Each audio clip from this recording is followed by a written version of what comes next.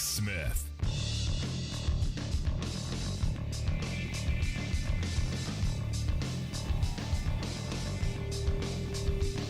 And welcome, brothers, sisters, working class heroes. This is the Rick Smith Show. Thanks so much for being here today on the big program. Lots to get to, lots to talk about. What a huge victory in Ohio. Good on you, Buckeyes. Last I saw was like a 70-30 whipping of issue 1. You know, the special election that was banned by the Republicans until there was something on the November ballot that they didn't want. Yeah, went down in flames, and good. And this is a huge opportunity. And this is where my mind goes into this place where this is a big opportunity to take this and move it forward. To take this and to go, hey, momentum. As a sports fan, I like to talk about momentum. But this is big. Last I saw 70-30, that is in politics, that is a major whipping. So good on them. Now, here's the thing. This is good for Democrats, I think. And maybe Republicans have gone a bit too far. You think? Maybe they've gone too far in all of this. And what's frustrating to me is I was reading the Wall Street Journal today. The newspaper of the investor class. And here you have, in the newspaper of the investor class, they asked the question, why Democrats lost Iowa. And they go into all of the racial stuff. White rural voters have turned the political battlegrounds into a Republican stronghold, putting it even further out of Democrats' reach. And you go, there's a reason for this, and a huge part of it is the fact that our media structure is the way it is, because stoking this divide that they continue to keep pushing out there, because it's the white racist versus the blacks and then, because that's the horse race for them. But Democrats really haven't helped themselves either, because look, you have the dividing line. You have the investor class's idea, the wealth class's idea of how to keep people pitted against each other and eating each other. And they keep throwing that out so that, you look at Iowa and you go, yeah, it's because Iowa's white. That's the reason they've turned to Republicans. And that's not entirely accurate. And we found that out last October into November when we did our Working Class Heroes radio tour. And we went through the entire state of Iowa and we talked to people. And, the reality is people are angry, people are struggling, people are having a tough time. So when I see this article by Fareed Zakaria, the liberal over on CNN, that's what I'm told, this opinion piece that America survived the China shock, there's still the Trump shock, where he goes into this, and I got to read this because it's really just, it's one of the reasons why Democrats, it's why liberals have lost the working class of this country. Zakaria writes, for years, U.S. economic policy has been greatly shaped by the idea of the China shock. The term, coined by 3 economists in a 2016 paper, captures the widespread belief that trade with China resulted in the deindustrialization of significant parts of the United States and the loss of huge numbers of manufacturing jobs. There's no widespread belief. It's what happened. You can't go, oh no, someone, they believe it, but no, that's exactly what happened. Corporate America said, what? Cheap exploitable labor? We're gone. He goes on to say it fueled much of President Donald Trump's trade policy and President Biden's new industrial policy, both premised on the notion that China presents a serious challenge to the United States' economic position in the world. It does. Sorry. He goes on to write, it is increasingly clear that challenge has been overcome. the other disruption to the American system. The Trump shock has not. And now he's making the argument that, hey, everyone was worried about China and the job losses, and, it's all better now. It's all better now. We fixed it. It's all better. And he points out in the rest of the article how China is struggling because, their GDP is not keeping up, employment's going through the roof. And he also makes the argument that if it wasn't China, it'd be someone else. We would have exploited other cheap labor. We would have let corporate America go and exploit. And this is the kind of stuff that infuriates me, because his premise is, it wasn't a big deal. Go to Iowa. You know why the newspaper of the investor class is trying to keep that racial tension there? Because they know that if Biden's policies work, if Bidenomics works, and we actually, reshore manufacturing, we bring those factories back, that in every community we went through, there was the skeleton bones of, and the broken lives that are the result of an empty factory. That's why. And it's because of elitists like this who say dumb stuff like this. And we're part and parcel to helping that happen.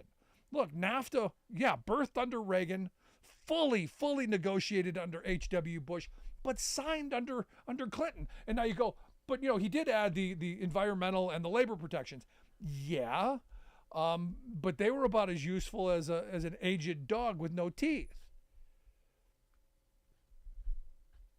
It still happened, and the losses happened, and the communities were torn apart.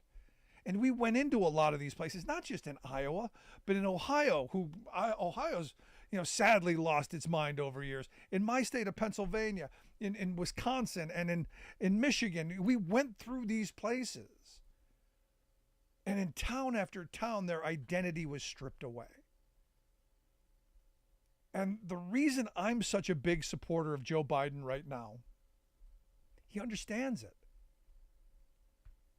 Bidenomics, whatever you want to call it, is about undoing 40 years of neoliberalism and bringing back the manufacturing jobs that created the American dream, that gave people the opportunity to work hard, play by the rules, and yes, get ahead. To be able to live a life of purpose, to be able to live a life of dignity, to be able to live a life with respect, and being able to look in your children's eyes and go, you know what, I know you're never going to be hungry and you're going to have better opportunities than I have. And the sad reality is parents today can't say that, because those pathways into the quote unquote middle class have been railroaded, have been roadblocked. And by whom? Well, think the newspaper of the investor class. Think all of the right-wing media who keeps feeding outrage candy daily, focused solely on the Trump race. Instead of saying, look, people really are struggling. When we went through Iowa, here's the reason Iowa moved from a solidly moderate Democratic state to an, oh my God, crazy right-wing state, is because when those factories left, the unions had nothing left to do there, so they left. There were no jobs, there were no opportunities, and people were struggling, and there was nobody there to help them. And all of those things that right-wing radio feeds them, that, you know what, in those inner cities, they all get welfare, they all get SNAP programs, they all get health care, they live high on the hog. The hood is Club Med. Living in the hood is like living in a resort. They got swimming pools and you name it. And it's not reality, but you can play on these fears. Someone's getting something I'm not, and I'm struggling. And man, the right plays on this. And now you've finally got a president who's going, you know what?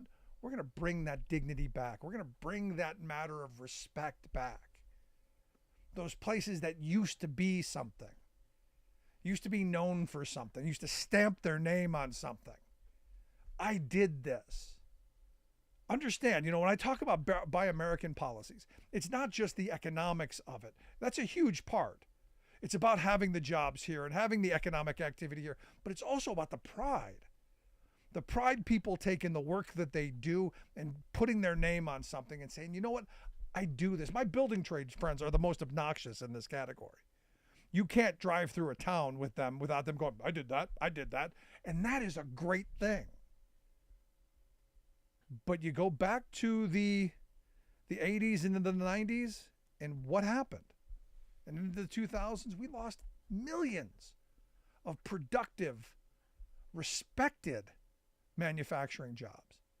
Jobs that were not only supporting a family, but supporting an identity, giving people dignity and self-confidence and self-respect. And we did away with that because why? Simple. More for rich people. More for the shareholders. More. And not the Gompers, the AFL founders' definition of more. More of the good things in life, more time for our family, more time for learning, more time for childhood, more time for better opportunities to pursue the better avenues of our lives and not the negatives. More leisure and less vice, more education and less prisons, that kind of stuff. Whereas when the billionaire class goes, they want more. Well, they want the last can of beans in the cupboard. And this is where there's a moment here for Democrats in this election in Ohio, because Republicans went way too far in trying to consolidate their power. There's an opportunity to reach these people and say, look, what Biden is doing in reshoring manufacturing is going to give us opportunities. It's going to give us a way forward. Now, as far as the Trump shock goes, yeah, you're going to have to deal with that, and we will. But here's the thing, and I've said this a million times, and I'll say it a million times more. Every person who voted for Trump may not be a racist, a homophobe, or a misogynist. They may not be. Now, I look at my family who are all those things, but that never got them the vote. That never got them to register. That never got them to get up and on that Tuesday and go cast their ballot, ever. What got them to do that and to support somebody who they in any normal time would know as a con man is because they bought that he was going to bring that pride, that dignity, that community back. He was going to bring those factories back. He was going to turn on those machines and get those union jobs back into people's lives so that they could support their families. They could keep a roof over their head, food on the table, vacations, college opportunities, you name it, retirement with dignity. That's what they bought. And if Democrats wanted to get the working class back, that's what they've got to sell. And not just sell it as a product, but actually do it and then sell it. And I think Biden's doing a lot of that. But I want to hear your thoughts. Email me, rick@thericksmithshow.com. Going to take a quick break right back after this. Stick around. You're listening to The Rick Smith Show. We're working people on the talk.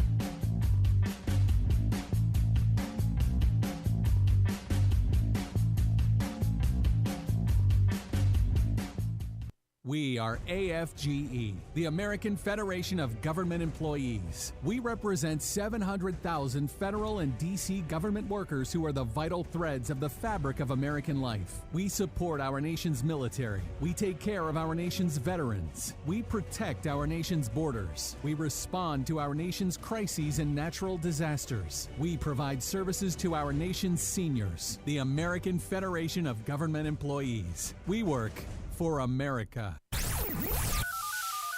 The phone lines are open. Give Rick a call at 1-866-416-RICK. That's 1-866-416-7425.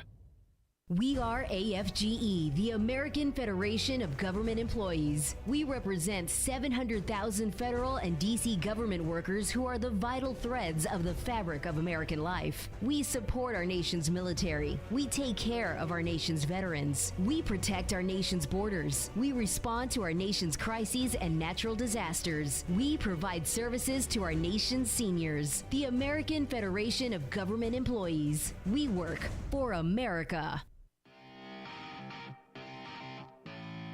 Welcome back to The Rick Smith Show. Now, here is Rick Smith. So big outcome in Ohio I saw that today, which I thought was great. Instead of Ohio, it's Ohio, because this is big. It's big news. I was worried. I was a little bit worried. People were going to stay home, not really understand how important it is. But the fact that Republicans who are who banned special elections, then decided we're going to hold a special election. Rules don't apply to us. We're better than that. Anyway, let's get some thoughts from Kurt. He's in Akron, Ohio. Kurt, thanks for taking time for us, man. What's on your mind? Hey, and good evening. And yes, I voted no, and yay, it failed. Yeah, look, I was a little concerned. You know, at the end of the day, it's so simple. It can be complicated, and it could get people all riled up and go, no, we're going to stop this one thing without understanding it. It cuts both ways. So look, I'm thrilled to see the voters of Ohio came out and did the right thing. And you know, it's funny because I knew it was simple, but of course I was educated in it. But you know, I was having people ask me today, what exactly does all this mean? These advertisements that they're putting out on TV the last week, they're so confusing. I don't know whether to vote yes. I don't know whether to vote no. And I basically just spoke about it, you know, like if you want to have simple democracy, which is what we have now, and I mentioned the 44 out of 88 counties in order to put something on the ballot is at stake, and then your simple majority of 50 plus 1 versus 60 is at, you know, that's what's at stake. You know, I just mentioned the numbers, you know, and then they go, well, now you convinced me. I'm voting no. So I convinced a few people to go vote no today. So, well, good on you. At least, so basically it comes down to we don't need to complicate the simple. And, you know, just for that matter, abortion, yeah, I know this is all about trying to defeat abortion in November, and it very well may be defeated in November. I don't know. I plan to vote yes on that abortion bill to bring back the Roe v. Wade status of a woman's right to choose here in the state of Ohio. But the Republicans are very smart at branding. You know that better than anybody. They're great at getting the message out. And muddying the water of the message. Like you just said, exactly. They made the message confusing specifically so people would because no, you know, it's easy to get people to vote against their interests when you keep hammering them with enough repetition. Exactly, and you know, as soon as you know, the more you repeat that lie, the more it becomes the truth. But also, you mentioned something about, you know, Iowa being someone who has Iowa kin. You mentioned Iowa, how they stopped voting Democratic because the jobs were gone and everything, and there's no interest in doing anything for people. But I remember about, I want to say 14 years ago, I went back to Logan, Iowa. My wife and I went back to Logan, Iowa with my mother and my dad for my dad's 40th class reunion. And going across Iowa, we had to go from northeast Ohio all the way to southwest Iowa, pretty much Omaha, Nebraska. And the whole way there, we kept seeing windmills on the farms. Yep. And you just kept seeing that from the beginning of Iowa all the way to the end. And that would have been at the beginning of it would have been around the middle of Chet Culver's term in office, because he was the first Democrat to succeed a Democrat, Tom Vilsack. And I remember my dad saying, you know, all those windmills out there, the Timken Company, meaning where my dad worked in Canton, Ohio, they are the ones who provided the roller bearings for those windmills so that they can work. So at least there were some American jobs there, union jobs actually being done to bring about alternative sources of energy. And then you were talking about the idea of factories and everything. I remember, and it wasn't that long ago, like my dad's company, the Timken Company, they were having 3 8-hour shifts humming every day. I mean, you go by that factory any time of the day, and that factory was humming. And I can remember back in '96, my dad working. He had the option to work 12 hours a day, 7 days a week. He didn't do it except a few times a month because he didn't think it was worth losing time with the family too. But I remember one summer afternoon in 1996, my dad coming home from work on a Saturday and running into one of our neighbors who was a Lutheran minister, and my dad knew this guy was a Republican, so he happened to stop my dad on the way home because he was outside, and he asked my dad, "So how's it going? How's it going?" And he goes, "Oh, I'm just working all the time. I think I might have to vote Republican just to get a day off, just to kind of get the idea, just kind of get this guy's nerve up." And he said, the minister says, "Well, if you do vote Republican, might get more days off than you really want."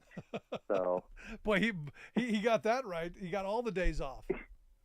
Well, no, he didn't get any days off. Unfortunately, he was able to retire at 58 because that contract at the age of 58 was a much better one that he could retire under, and he's been retired since 2009. Yeah, so. My point was the Timken plant, didn't they close most of that down? They closed most of it down after he retired, but as long as they're paying his pension, basically like my mother's. Well, here's another thing about Timken, too. Did you know that if you were a male in the union and you wanted to retire, you'd have to get your wife's permission to retire? Yeah, that's old school stuff. Right, and in fact, my dad had to go get my mom's permission in order to retire back in 2009 so that he could retire under the better contract. So, like my mother's one uncle, who also was a Timken employee, said, "Mr. Timken works for me now. I don't work for Mr. Timken." Yeah, but you made Mr. Timken a whole lot of money. Exactly. And people who work for Timken, they still vote Republican anymore. Your rank and file union members are still voting Republican because, like you said, muddies the water. Yeah. So what you need to do is, while we're going through this Trump garbage, we need to hammer away as much as we can all the accomplishments of Joe Biden, because once this Trump stuff gets into really fast frenzy, we're not going to hear anything good about what Joe Biden's doing for the people. Yeah, I plan on not getting into the horse race. There are enough places for the horse race to happen. I'm going to comment a little bit on it, but I've decided that I'm not going to focus as much attention on it. It's going to work itself out. And the unfortunate part is, though, while you're going to do that, the unfortunate part is you're not really considered mainstream media. That's the problem.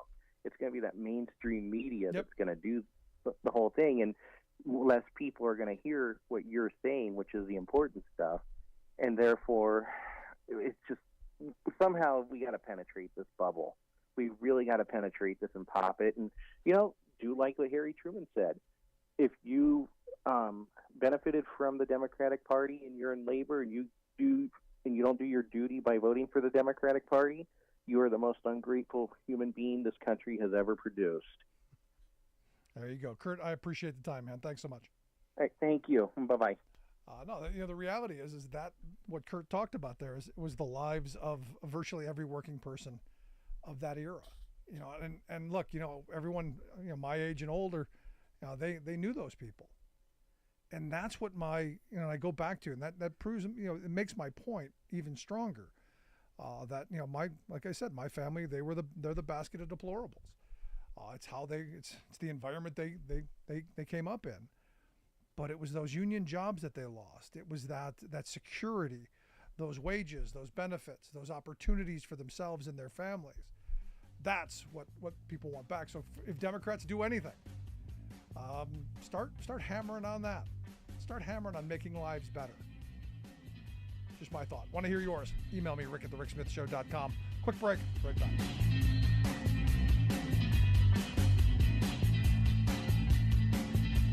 I'm Rick Smith, and this is Labor History in 2.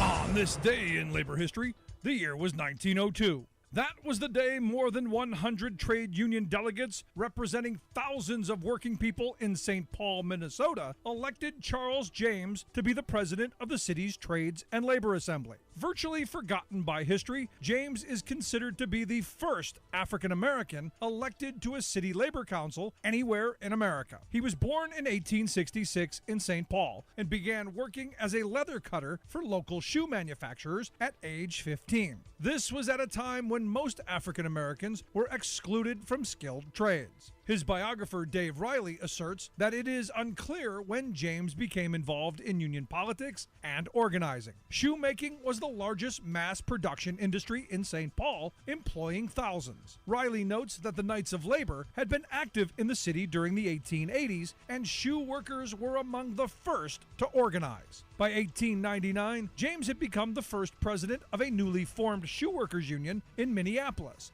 and helped to found 3 more locals in St. Paul. By 1902, James was well known and well respected throughout the Twin Cities as a strong union leader. He served 3 terms as president of the Trades Assembly and then as secretary for 7 more years. Riley states that James continued as a full-time organizer and district business agent, traveling to cities across the Midwest to organize shoe workers. When he died in 1923, the Boot and Shoe Workers Union eulogized him in their national journal. Though James had been obscured from local labor history for decades, Riley and others have worked to write Charles James back into the history books. Labor History in 2 brought to you by the Illinois Labor History Society and The Rick Smith Show. For more information, go to laborhistoryin2.com. Weather forecasters across the Southwest are having a hard time this summer, coming up with descriptive taglines for each day's ever-rising heat. If 105 degrees is hot, what to call 110 and up? Some have quit trying, simply labeling each day again. Luckily, Joe Biden has issued bold new steps to counter the relentless climate change that's causing this extreme killer heat. For example, workers will get hazard alerts telling them that it's hot. Also, a new website will urge everyone to stay hydrated. His aides say this shows that Joe is treating climate change with, quote, the urgency it deserves. Excuse me while I have a political heat stroke. Urgency? The same day Biden launched his pathetic global warming policy, the Republican Supreme Court rubber-stamped his disastrous push for the massively polluting Mountain Valley Pipeline. This 300-mile environmental scar across 2 states will be like adding 26 more coal-fired power plants to our climate change crisis. Then there's his unconscionable approval this year of Willow, an oil drilling project in the Arctic that will release hundreds of millions of tons of additional greenhouse gas emissions, plus approving and subsidizing dozens of other fossil fuel boondoggles. Worse, Biden has meekly refused to take the genuinely bold step of declaring a climate change emergency, even as he's pushed new laws to remove the people's right to challenge corporate profiteering at the expense of climate sanity. This is Jim Hightower saying, yes, the Republicans are worse, but pointing that out as neither a policy nor good politics. Climate change is not a future problem, it is now. If Biden wonders why his approval rating is a woeful 39%, there it is. People want and need presidential boldness, not a hot weather website.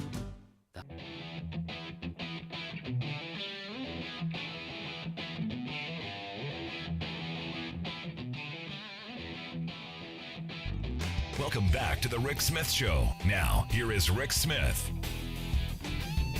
I gotta tell you, I'm still hung up on this Fareed Zakaria piece. It's still the idea that there's widespread belief that all the jobs that were lost were because they went to China. Widespread belief.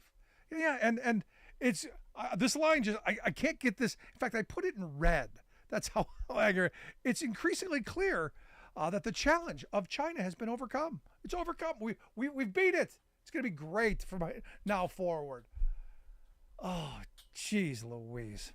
Anyway, here to share some thoughts on is the China shock over? I've asked our good friend Scott Paul to come talk with us. Scott is the president of the Alliance for American Manufacturing, AmericanManufacturing.org, the website. Scott, thanks for taking time for us. Hey, Rick, always happy to come on. So there is widespread belief, Scott, that the trade with China resulted in deindustrialization in significant parts of the U.S. It's widely believed. Widely. Yeah, that's a generous use of the term when he's talking about 2 or 3 economist friends he knows who never believed the China shock happened really in the first place. So it's maybe Fareed Zakaria and his buddies who hang out, in these salons, Rick, in the fancy clubs and have not been to these communities in the Midwest or anywhere else, they can believe this all they want, or they can point and say, hey, look, the unemployment rate's pretty low. But when you get down at the community level, you understand that, prosperity's been replaced by the dollar store, and the factory's been replaced by the warehouse, and the unionized factory jobs got decimated at a greater level. And you're not, maybe getting that replacement income that you need. And then that has a ripple effect all over the community. It affects the tax base. Honestly, it affects the divorce rate. I mean, we know that from hardcore research that is done by Nobel Prize winning economists from Princeton, who I think would disagree with Fareed Zakaria on this. But hey, we'll let him have his opinion and his CNN show. But he would be well served, I think, by spending a little time in the communities where I know you have been, Rick, and where I was raised and where I spent a lot of time as well, because China shock ain't over, still going on. And in a lot of ways, we're still recovering, whether it's supply chains or wages or jobs. And the job is not done. No, and it's going to get worse. And this is the part that's infuriating, Scott, because I don't know about you, but I see Temu everywhere. I see, there was a story. What was it? Was it the other day? Or is it today or the other day about China bringing electric vehicles into Europe and basically flooding their markets? And hey, get ready, because they're probably going to try and come here too. Yeah. And you talk about the jobs of the future. Sorry, you can't have the jobs of the future when you're competing with exploitable labor. Yeah, that's 100% correct. Is that the problems? In some ways, they have evolved, right? I mean, they aren't the same problems as we started out with 20 years ago. In many ways, they're more widespread, more sophisticated, and now it's not only that we're losing manufacturing jobs, but we've lost intellectual property. We've built up an industry in China of electric vehicles that's going to come and swamp the United States if we're not very careful.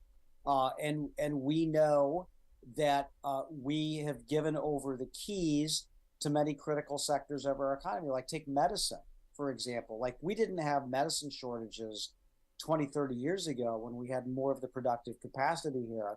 We see them all the time now. And part of the reason is because it's been offshore. And China is like the single source for a lot of forms of critical medicines, including antibiotics. And we ought to be really concerned about that. And yeah, so I agree, for all of those reasons that you articulate, that we are a long way of being done with the China shock. And so, we aren't shedding tons of manufacturing jobs anymore. That is true. That is true. But the nature of the jobs has changed.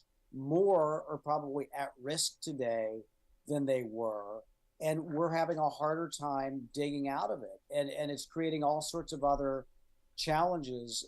And so it's a terrible analysis, terrible take by Fareed Zakaria. I was telling you just before I went on air that I was in a hotel, like getting some breakfast, and I saw him talking about this on the screen. And I nearly dropped my cereal bowl. I was like, "Are you kidding me?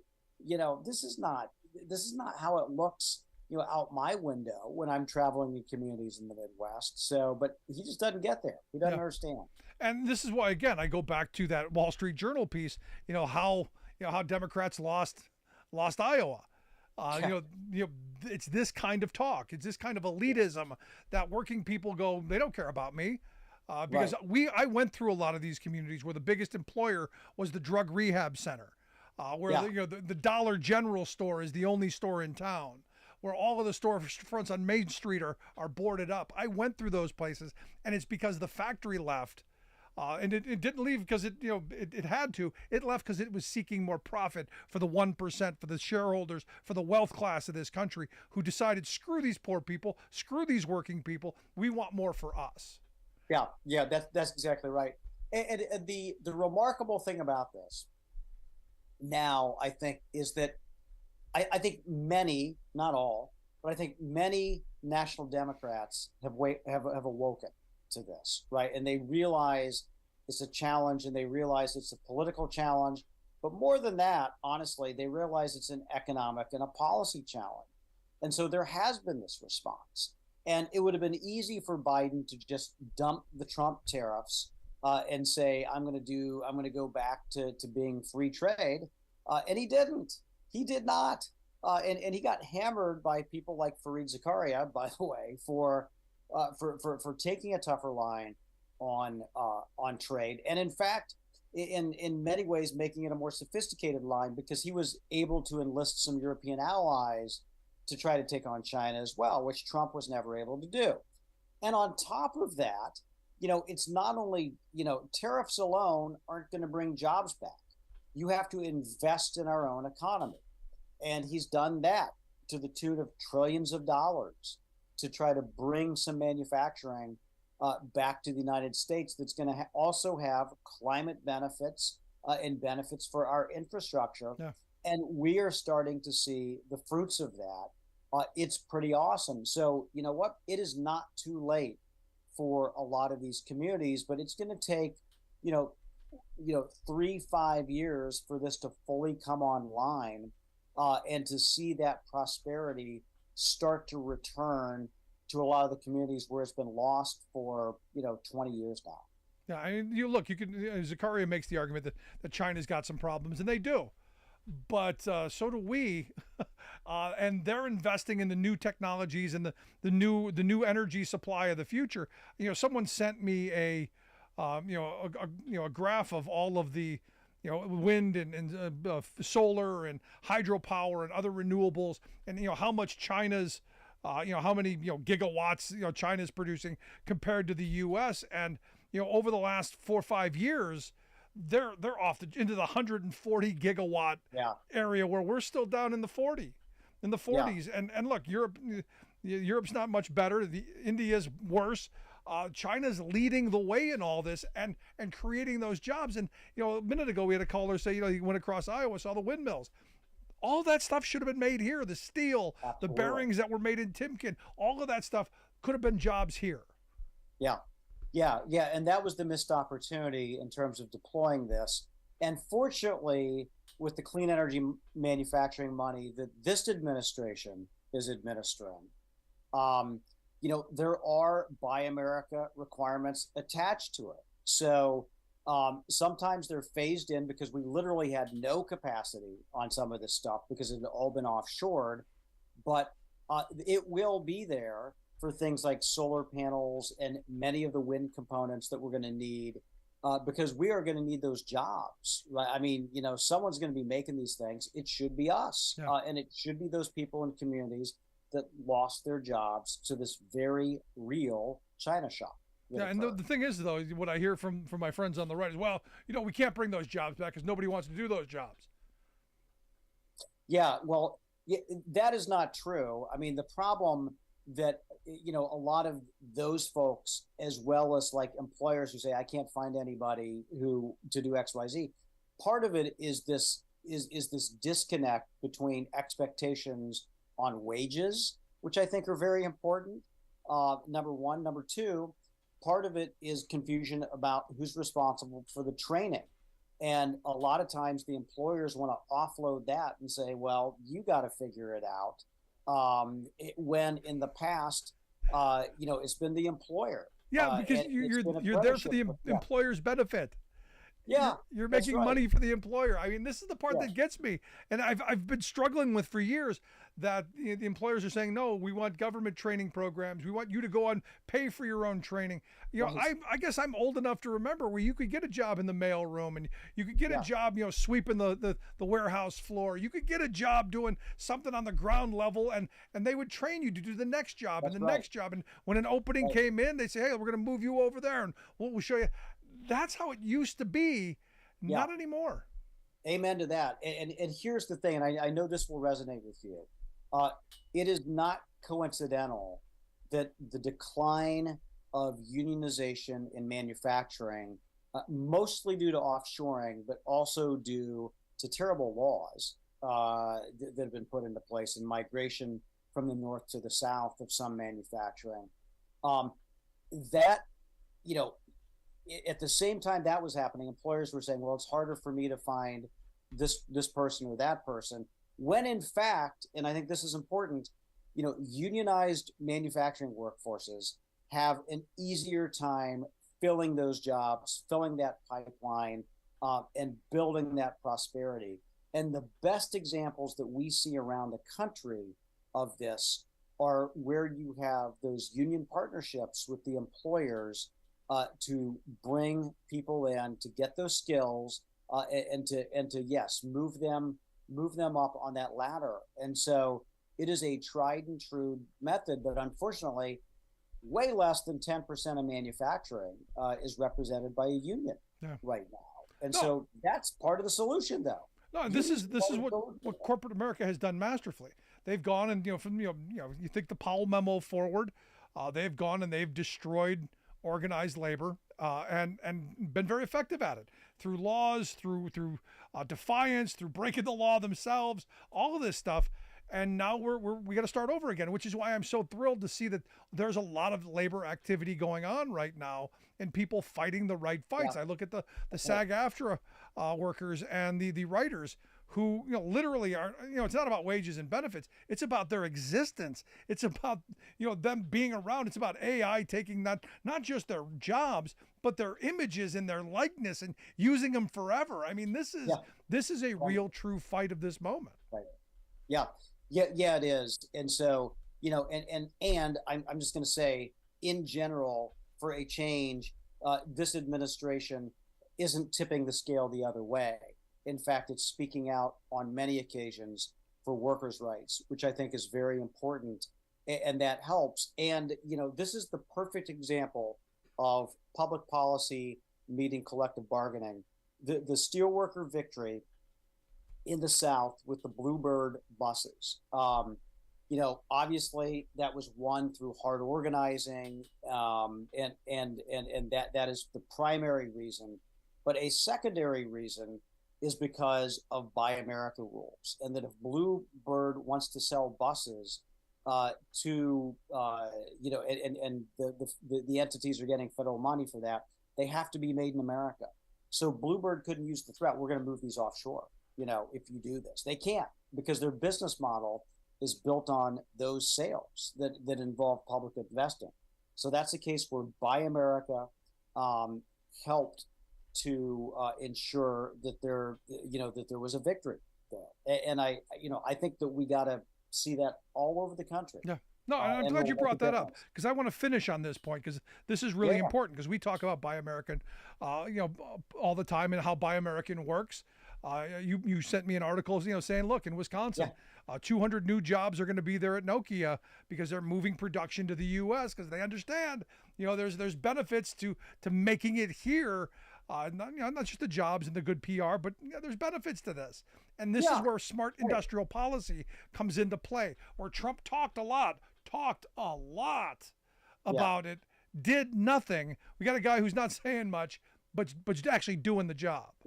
Yeah. This is a perfect example because, Huawei and Nokia are two of the leading broadband providers. Trump did ban Huawei. He wanted to do that.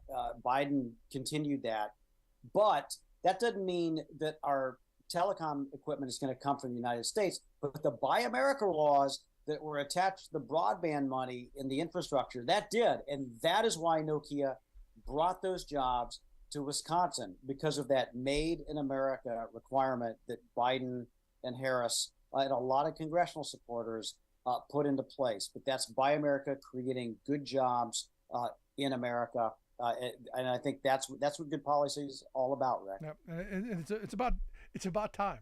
I mean, honestly, something I've been screaming about. We're going on our 18th anniversary coming up here in a couple of weeks, and this is one of the first topics I was talking about. So finally, it only took me 18 years to get us here, but we're going in that direction. I feel the same way, man.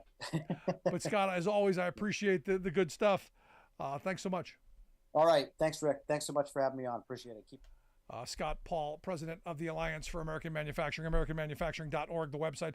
Check out the work that they do there. Going to take a quick break. Back with your thoughts. Stick around.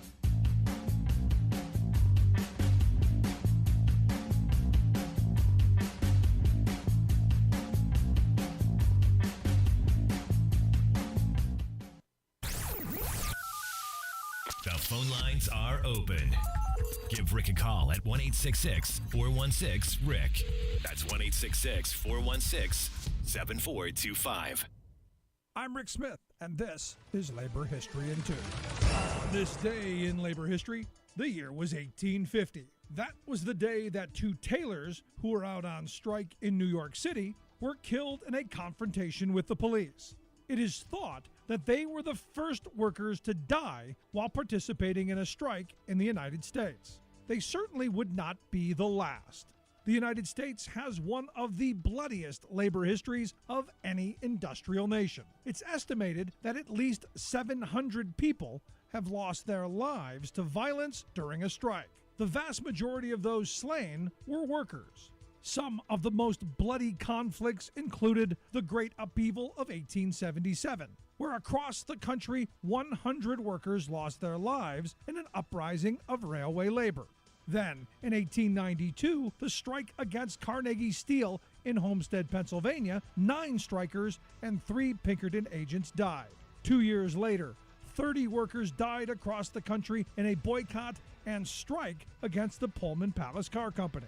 One of the most infamous labor massacres occurred in Ludlow, Colorado in 1914. During this coal mining strike, gun thugs hired by the company rained machine gun bullets and fire down on a tent colony of striking workers. At least 19 people were killed. 11 of them were children. In 1937, 10 workers died on Memorial Day at a demonstration against Republic Steel in Chicago. These are just some of the battles, massacres, and murders that shaped the American labor movement. Too often, the toil of this bloodshed is not taught in history classes. Labor History in 2 brought to you by the Illinois Labor History Society and The Rick Smith Show. For more information, go to laborhistoryin2.com.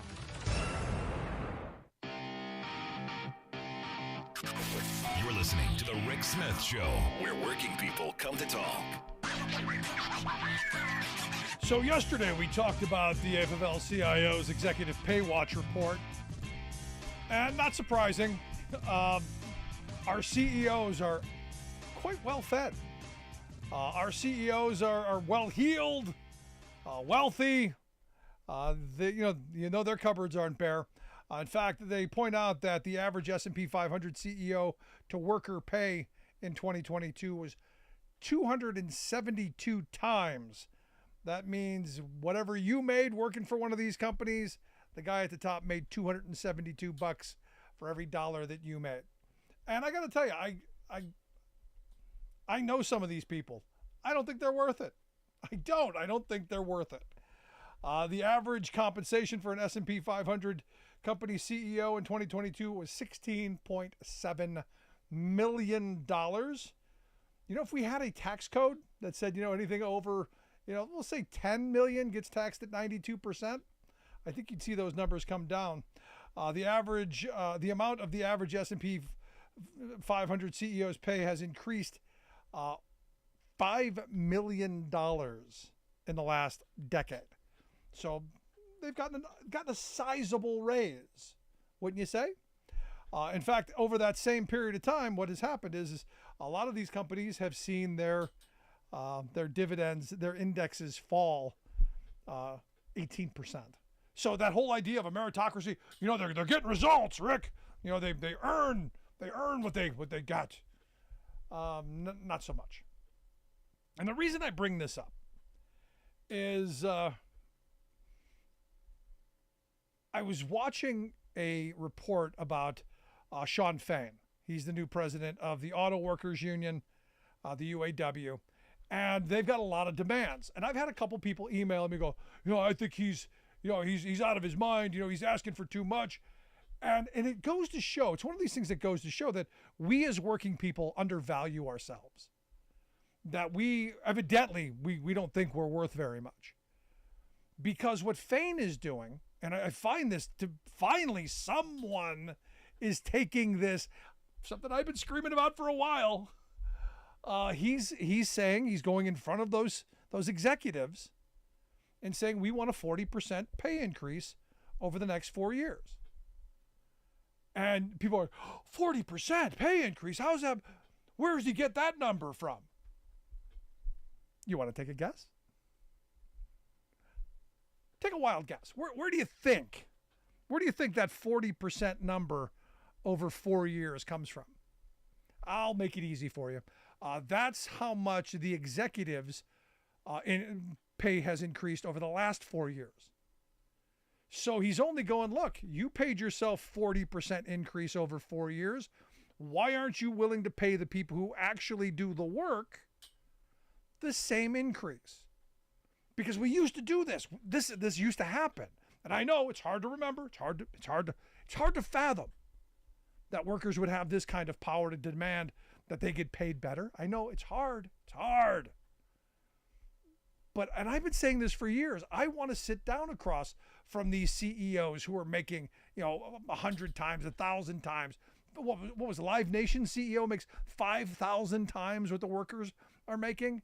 And you go, I want to sit down across from that person and go, explain to me why this nickel you're trying to squeeze out of these workers, why you won't share that. I know, you need more for yourself. I got to tell you, I don't think anyone's worth $16 million a year. Just don't. At a certain point, if you're sitting down across from these CEOs who are making the kind of money that they're making, and then them denying your workers $21, $22 an hour, are you freaking kidding me? And this is something that as society, as all of us, because once we realize our power, once we realize that collectively, all of us together, we can demand better opportunities for ourselves and our families. We can do that. The question is will we? Now, I have some great hope. I see young people, a lot of energy, a lot of activity, but it's not turned into political victories yet. This has to be political victories along with the marching in the streets. Because the big boom in unionization rates didn't happen because of organizing alone. It happened because they got good legislation passed that made it much easier for the good work they were doing on the ground to become positive work to make lives better. And this has to be one of those moments. And, as I've said before, I like Joe Biden. I like him for the reason that, guess what? He's talking about making people's lives better. That is a big freaking deal. And it's a big deal for me. When Joe Biden said that, when I say every job in America should be a good paying job that includes a free and fair choice to join a union, I meant it. That's what I like hearing out of a president. Because as I've said, there were lots of jobs in the 1880s and 1890s, a lot of factory jobs.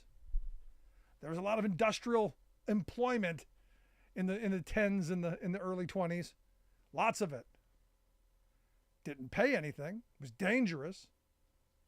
Lots of mining jobs, dangerous.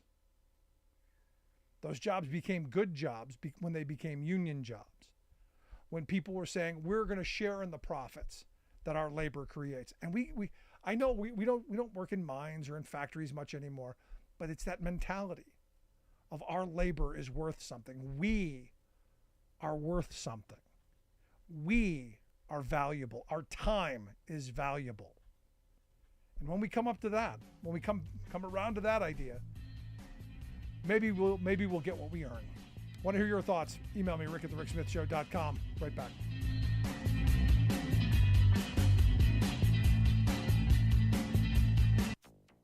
Nobody is acclimated to 115, 118 degrees. The deadly toll of extreme heat rises in Arizona. Juneau, now under a state of emergency. 2 structures have collapsed into the river so far, with more at risk, including a condo building, as officials call the riverbank highly unstable. Glacial outburst flooding a growing danger in Alaska. Plus, Slovenia's Prime Minister says this is the worst natural disaster in the nation's history. Extreme rains and deadly floods strike Central Europe, pummeling Slovenia. All of that pummeling and more straight ahead. From BradBlog.com, I'm Brad Friedman. And I'm Desi Doyen. Stand by for 6 minutes of independent green news, politics, analysis, and snarky comment. You know you're living in a hot place when you have to keep oven mitts in your glove compartment. Yeah, probably not in the glove compartment because you can't touch the metal tab. Welcome to Phoenix. This is your Green News Report. All right, Desi Doyen, big news, I think good news. In Arizona around the Grand Canyon. Yes, as we go to air, President Biden is set to designate a new federal monument protecting the lands around the Grand Canyon in Arizona from new uranium mining that threatens aquifers and water supplies. In other news, a state of emergency in Alaska's state capital of Juneau hit by record flooding caused by a massive release of water from a lake dammed by a melting glacier. The glacial outburst flood so far has swept away buildings and forced evacuations along the Mendenhall River. Alaska is warming more than twice as fast as the rest of the U.S. Glacial outbursts in this area only began in 2011, and this year's flood hit a new record. A recent study found a rising risk of glacial outburst floods for 15 million people around the globe, more than half of them in India, Pakistan, Peru, and China. And now Alaska.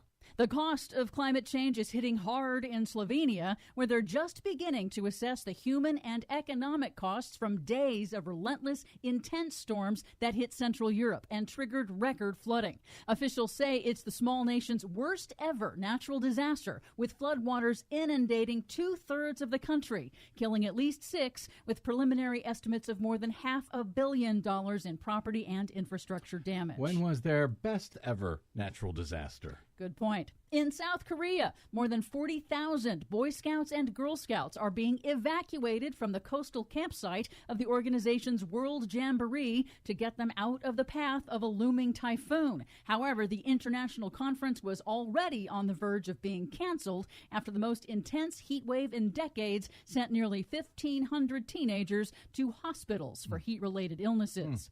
In the Midwest U.S., the record heat and high humidity of July, the hottest month in recorded history, has killed hundreds of cattle across Iowa, Kansas, and Nebraska. State officials said the unusual spate of cattle mortality demonstrated the toll of sudden onset extreme heat on farm animals and food production. In the U.S. West, officials say an unusual desert wildfire in California's Mojave National Preserve that exploded in size over the last few weeks is now mostly contained. However, the massive blaze incinerated countless numbers of the preserve's famous slow-growing Joshua trees, which are not adapted to fire. Experts say they are unlikely to regrow, forever altering the state's fragile high desert ecosystem. On the other hand, we've had a surprisingly easy wildfire season so far this year? Yes, overall, the U.S. wildfire season in the West has been quieter than usual this year, thanks to a series of winter storms. But Canada's record wildfires continue to rage amid extreme heat and dryness, and have now burned twice as much land and produced twice the carbon emissions of any previous year on record. That's not good. Finally, prolonged extreme heat in the southwestern U.S. has killed nearly 150 people in just 5 counties in Arizona, Nevada, and Texas, according to medical examiners. But experts say the actual toll may be much higher. Extreme heat kills more people in the U.S. than all other types of disasters combined. Rebecca Benner of the Nature Conservancy on CBS News warned that the costs of human-caused climate change are already here and rising, but accelerating climate action can reduce its impacts. It is no longer a future threat. We are living this now. So whether your basement just flooded, whether you just had to evacuate for a fire, whether it's too hot for you to go outside and enjoy yourself, that means we are now experiencing some of the impacts of climate change. We have to reduce emissions, and we have to do it immediately and faster. She sounds not so happy about that. Can't understand why. For much more on all of these stories and the ones we couldn't get to today, Check out our website at greennews.bradblog.com. Don't forget, you can download our reports anytime via Pandora, TuneIn, Apple, Google, or Amazon Podcasts. Find, follow, and share us planet-wide on the Facebooks, Mastodons, and site formerly known as Twitter at Green News Report. Are you tired of think tank approved corporate news and commentary? Are you tired of CEOs telling you what to think, who to hate, and who to vote for? Well, welcome to the Rick Smith Show. We don't take orders from some boardroom, and we don't do focus groups or talking points. We don't work for them, and we never will. I'm Rick Smith, and I work for you. Join us daily at thericksmithshow.com and download the podcast and never miss a minute.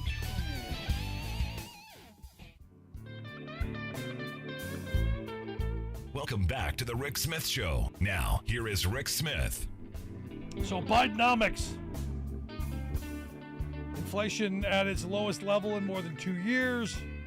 Unemployment rate below 4% for over a year and a half, longest stretch in 50 years. Share of working age Americans who have jobs at a 20-year high. 13.4 million jobs created. It seems like we're going in the right direction. Now what we do is we organize those jobs and make sure that those jobs pay a living wage so that people can afford to not to have 2 or 3 jobs. I still remember George W. Bush. A woman goes, I have 3 jobs. And he goes, wow, that's great. That's uniquely American.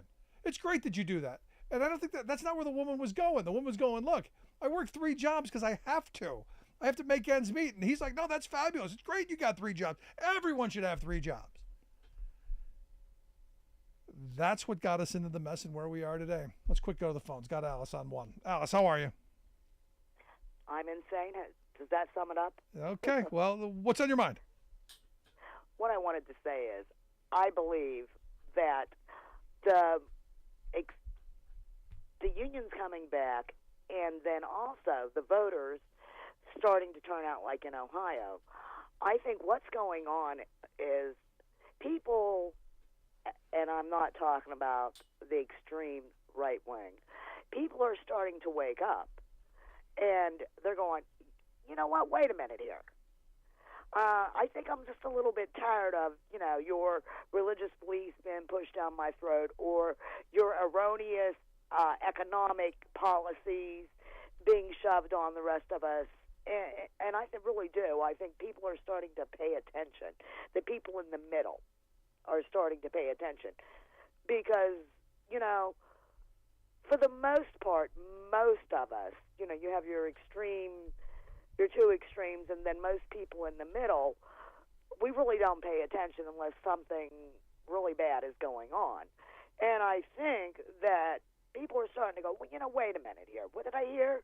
Because social media, though it can be bad, it can also be good because we're more exposed. We don't pay attention to the newspapers anymore, and we don't watch the news like my dad did when I was a kid. But people are able to share stories more. So I really think that the people in the middle are starting to pay attention. I think you're right. I just hope it turns into electoral victories. But yeah, I appreciate the thoughts, though. Thank you. Have a good evening. And to highlight that, and I'm glad she brought that up, because I've been seeing on social media, and this fits right into where I wanted to go. On social media, I've been seeing a lot of people around my age, whose kids are now entering the workforce, getting out of college. They're trying to find places to live. They're trying to pay their bills, and they're struggling. They're struggling to find jobs. And the question of what happened to the American dream has popped up. And and the thing is you've got all these people, asking, why are my kids struggling much harder than I did? And look, when we were younger, we struggled. It's everyone admits that. It's different today. When I started at the job, you started at the bottom, and you knew that if you worked hard, you played by the rules, you stuck it out, you'd get some seniority, you'd move ahead, you'd get that promotion. There was some loyalty there from the company to help move you along. Now it's just about churning people out. It's now just using and abusing and getting them to work as gig workers and trying to screw them in every way possible. So what you end up having is these people who are, overeducated with lots of paper degrees who are still living in their parents' houses or not able to pay their rent and their student loan bills. And look, I worry about my kids' future. What jobs are going to be here in 20 years? I think about the kid that's growing up in the housing project that I grew up. What opportunities is that kid going to have to at least have the same opportunities that I did? And I know we talk about the American dream a lot. We talk about the idea that, hey, in this country, in America, if you're willing to work hard, you can have success. That you can have upward mobility. You just got to work hard enough. You can have prosperity if you just work hard enough. And we've internalized it, and people are out there working their butts off. Hard work, determination, equal opportunities, yes. And we've internalized this to believe that, it's our birthright. And the sad reality is the gap between the rich and poor just keep getting bigger and bigger. We've got massive income inequality. And again, it's back to the reason that we've talked about it numerous times. The fact that union density is at almost at the level it was when it was illegal. Social mobility has pretty much stopped. Studies have shown that whatever class you were born into, whatever rung on the socioeconomic ladder you were born onto, probably where you're going to stay, maybe even fall a little bit. And then you throw in the rising cost of the inflation, the rising cost of housing, healthcare, education, you name it. People are struggling. And then on top of that, massive student loan debt. And you go, that American dream we were all sold sounds a lot like a nightmare for some people. And I go back to, I was able to live off of a generation that had a vision for the future. They demanded a fair share of the wealth that their labor created in the workplace. And it showed.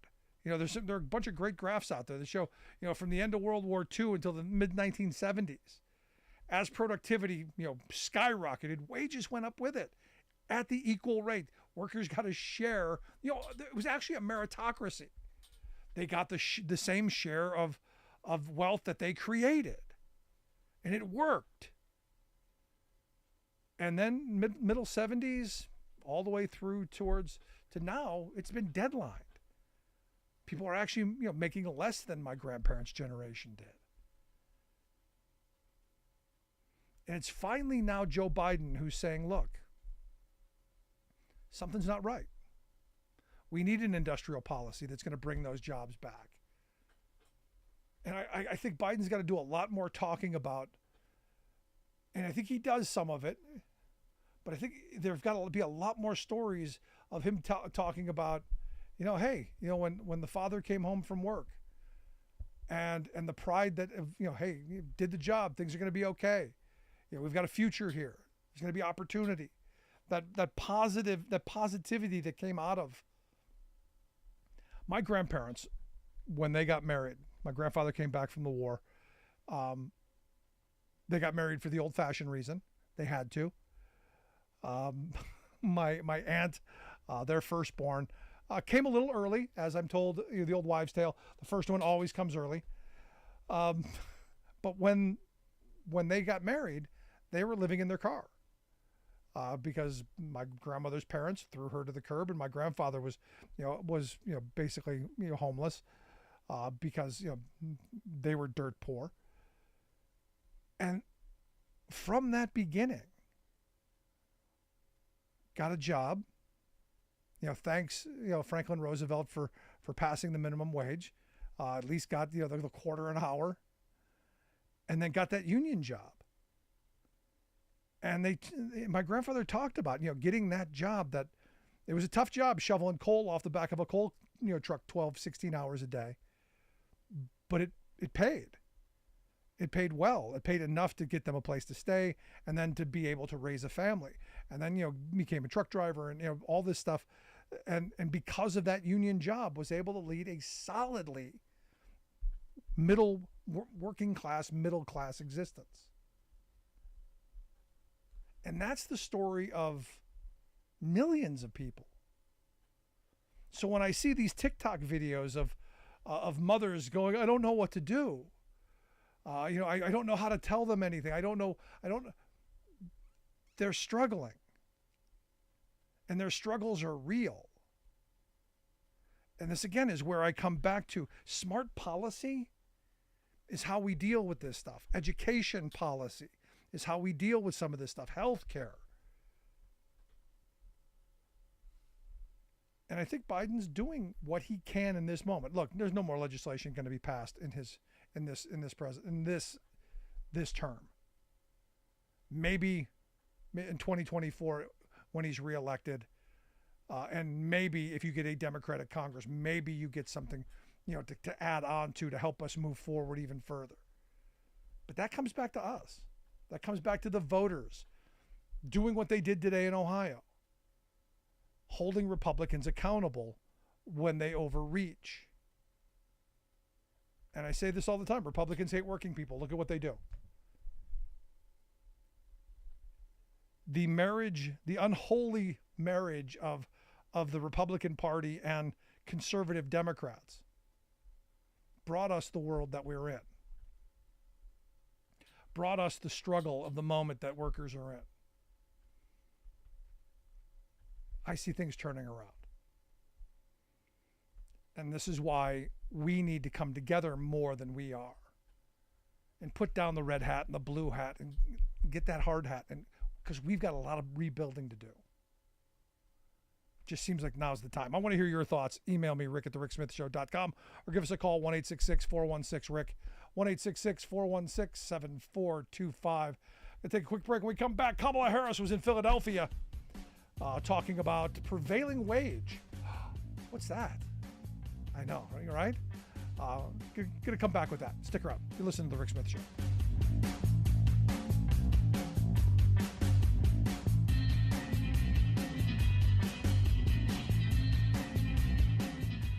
We are AFGE, the American Federation of Government Employees. We represent 700,000 federal and D.C. government workers who are the vital threads of the fabric of American life. We support our nation's military. We take care of our nation's veterans. We protect our nation's borders. We respond to our nation's crises and natural disasters. We provide services to our nation's seniors. The American Federation of Government Employees. We work for America.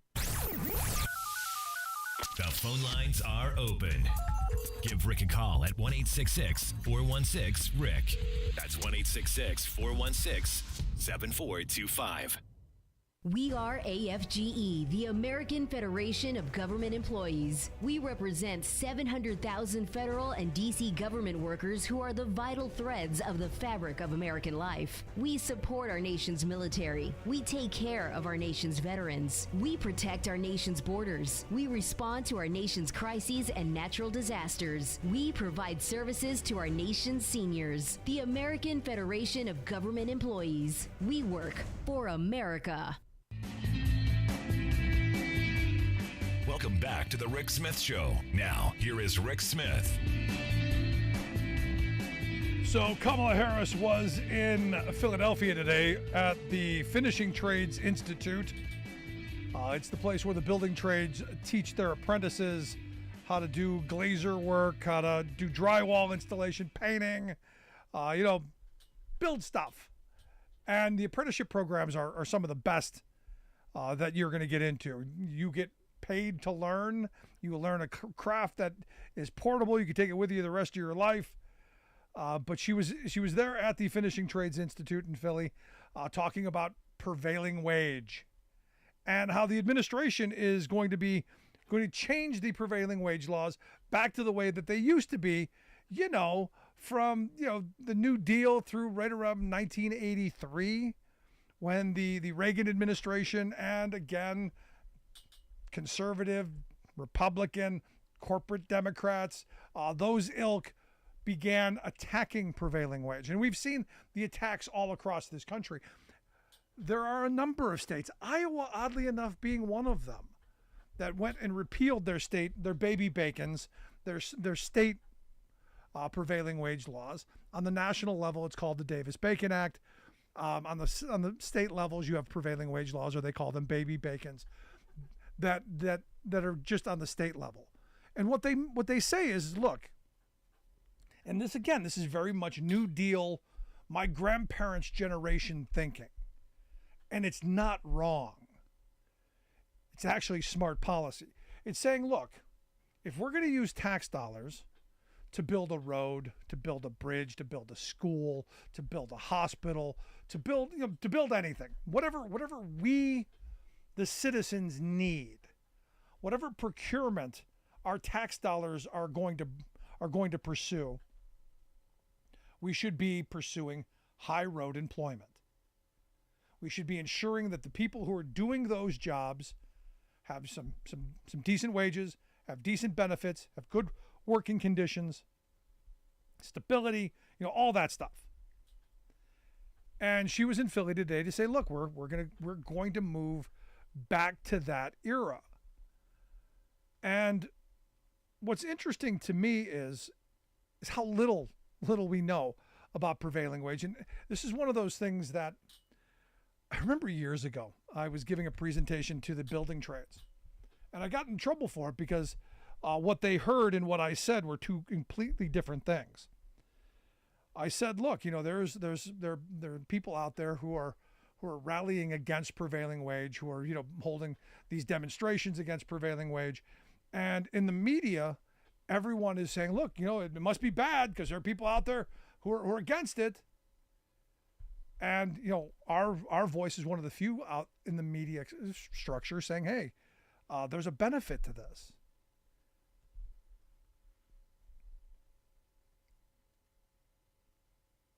In states that have done away with their prevailing wage laws, think Iowa, think West Virginia. Oddly enough, West Virginia, their Republican governor, Jim Justice, who did both passed the whole no rights at work thing, no right to work law, and repealed prevailing wage, came out not too long after and said, hey, we did all that, didn't help.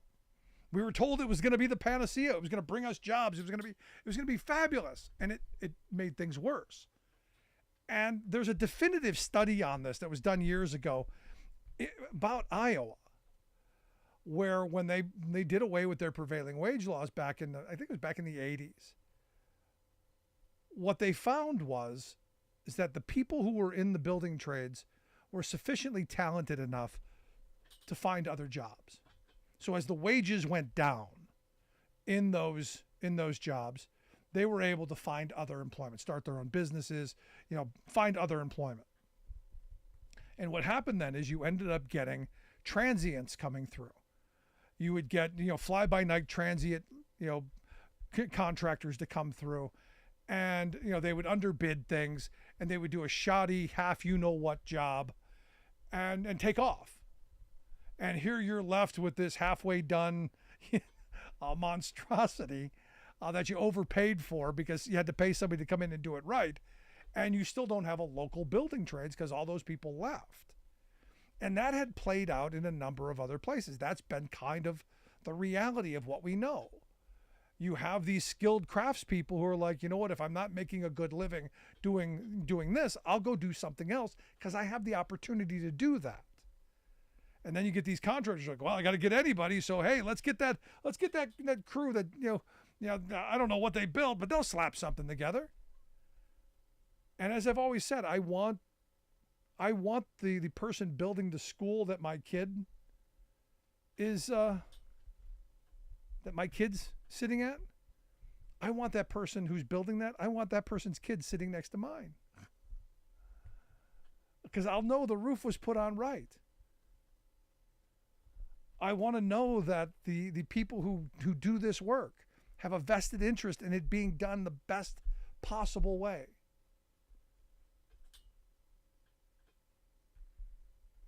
Now,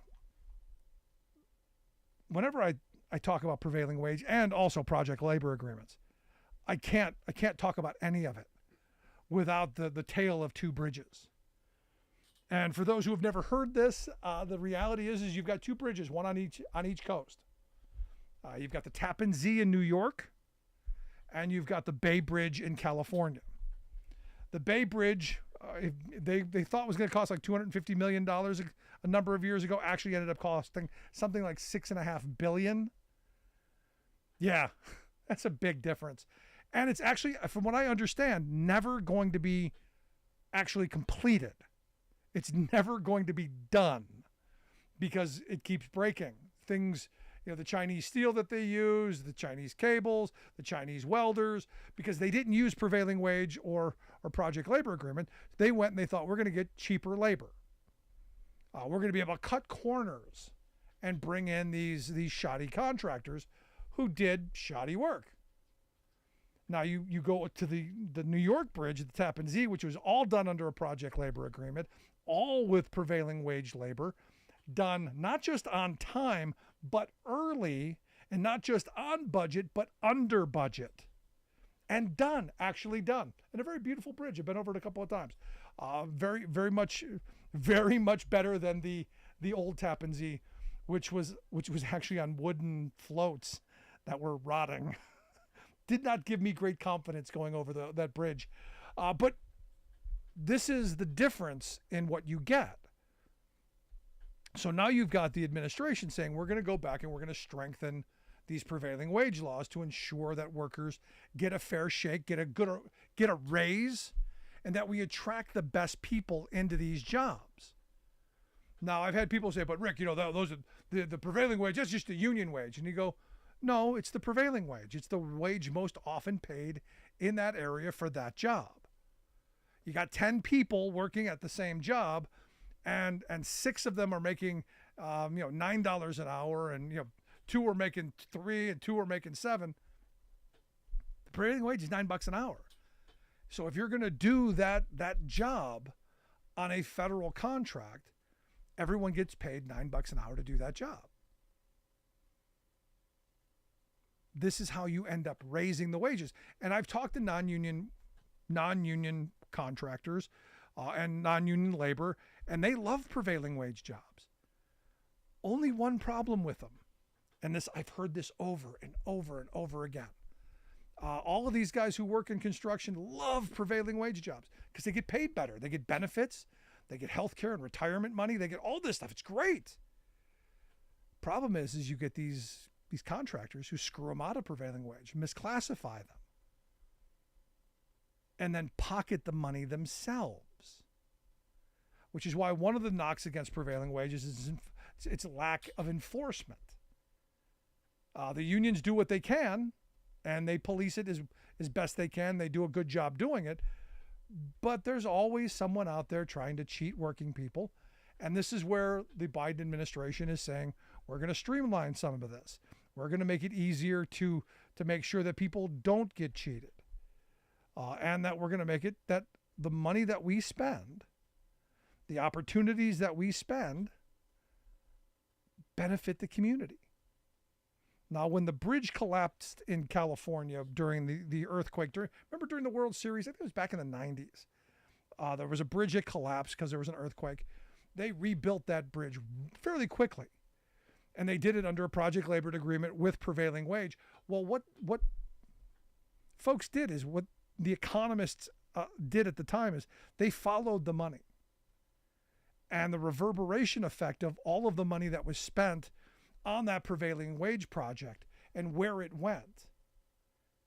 And the simple line in this is if you pay workers more money, they're going to spend it locally. And that local money will reverberate and help small businesses locally. It's going to help Main Street. They're not out buying stock. They're not out, buying yachts. They're not out buying mansions and vacation homes on the Riviera. They're going to the movies. They're going to the local diner. They're buying flowers for their wives. They're making their lives better. And everyone else in their community. So for me, the fact that the Biden administration is strengthening this, another huge, huge feather in his cap, and why working people really should be supporting Biden and this administration. Want to hear your thoughts? Email me, rick@thericksmithshow.com.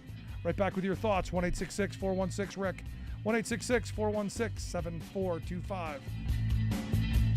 I'm Rick Smith, and this is Labor History in 2. this day in labor history, the year was 1850. That was the day that two tailors who were out on strike in New York City were killed in a confrontation with the police. It is thought that they were the first workers to die while participating in a strike in the United States. They certainly would not be the last.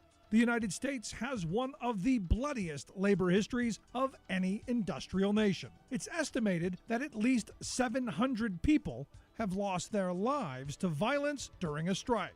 The vast majority of those slain were workers. Some of the most bloody conflicts included the Great Upheaval of 1877, where across the country 100 workers lost their lives in an uprising of railway labor. Then, in 1892, the strike against Carnegie Steel in Homestead, Pennsylvania, 9 strikers and 3 Pinkerton agents died. 2 years later, 30 workers died across the country in a boycott and strike against the Pullman Palace Car Company. One of the most infamous labor massacres occurred in Ludlow, Colorado in 1914. During this coal mining strike, gun thugs hired by the company rained machine gun bullets and fire down on a tent colony of striking workers. At least 19 people were killed. 11 of them were children. In 1937, 10 workers died on Memorial Day at a demonstration against Republic Steel in Chicago. These are just some of the battles, massacres, and murders that shaped the American labor movement. Too often, the toil of this bloodshed is not taught in history classes. Labor History in 2 brought to you by the Illinois Labor History Society and The Rick Smith Show. For more information, go to laborhistoryin2.com. Weather forecasters across the Southwest are having a hard time this summer, coming up with descriptive taglines for each day's ever-rising heat. If 105 degrees is hot, what to call 110 and up? Some have quit trying, simply labeling each day again. Luckily, Joe Biden has issued bold new steps to counter the relentless climate change that's causing this extreme killer heat. For example, workers will get hazard alerts telling them that it's hot. Also, a new website will urge everyone to stay hydrated. His aides say this shows that Joe is treating climate change with, quote, the urgency it deserves. Excuse me while I have a political heat stroke. Urgency? The same day Biden launched his pathetic global warming policy, the Republican Supreme Court rubber-stamped his disastrous push for the massively polluting Mountain Valley Pipeline. This 300-mile environmental scar across 2 states will be like adding 26 more coal-fired power plants to our climate change crisis. Then there's his unconscionable approval this year of Willow, an oil drilling project in the Arctic that will release hundreds of millions of tons of additional greenhouse gas emissions, plus approving and subsidizing dozens of other fossil fuel boondoggles. Worse, Biden has meekly refused to take the genuinely bold step of declaring a climate change emergency, even as he's pushed new laws to remove the people's right to challenge corporate profiteering at the expense of climate sanity. This is Jim Hightower saying, yes, the Republicans are worse, but pointing that out as neither a policy nor good politics. Climate change is not a future problem, it is now. If Biden wonders why his approval rating is a woeful 39%, there it is. People want and need presidential boldness, not a hot weather website.